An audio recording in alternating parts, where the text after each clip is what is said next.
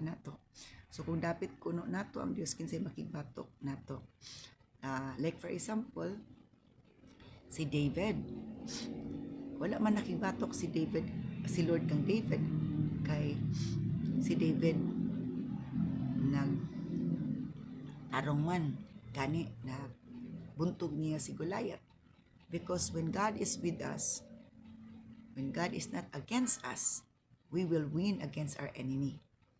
God will give us victory when God is for us and when God is with us. So siguro na to, God is with us and God is for us.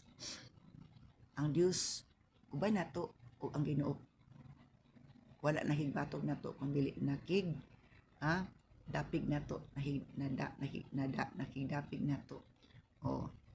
So ingana. And then kung daghan kay pagsulay like Peter ni Pablo, grabe ilang pagsulay, grabe ilang mga trials, grabe ang ilang na encounter. Grabe jud. Pero wala sila ni tagam, wala sila ni hunong, wala silang luod, wala silang nagmahay-mahay. Why?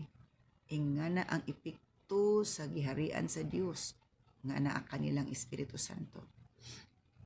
Dili matagam, dili mo lugda, dili mo hunong, magpadayon gayon. So God is cheerfully looking us nga ingana ta ka prosigido nga mopadayon taliwala nga ang uban wala na ni padayon. We should not look around but look forward to God.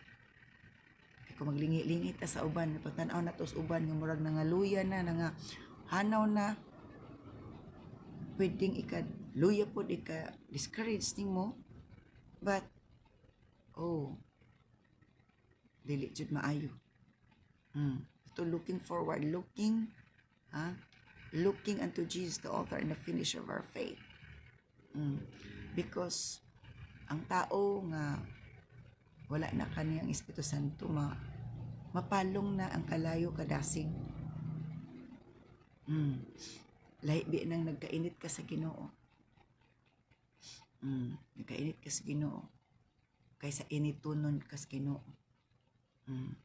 Ana. Okay.